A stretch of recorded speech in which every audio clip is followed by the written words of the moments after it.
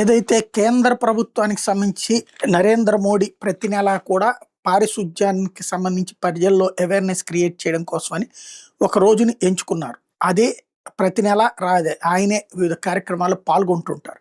స్వచ్ఛ భారత్ అందులో భాగంగా ఈ దఫా ఆంధ్రప్రదేశ్లో జరిగిన కార్యక్రమంలో చంద్రబాబు నాయుడు పాల్గొనడంతో పాటు 84 టన్నుల యొక్క చెత్త ఏదైతే రాష్ట్ర వ్యాప్తంగా పేరుకుపోయిందో జగన్ టైంలో అది క్లియర్ చేశామని చెప్పారు. అది జగన్ పెట్టడం, లేకపోతే రోజు చెత్త అనేది నిరంతరం వచ్చేటటువంటి ప్రక్రియ, అది తీసేయడం నడుస్తాను. అయితే ఒక మంచి కాన్సెప్ట్ పెట్టారు, స్వచ్ఛ రథం అంటూ.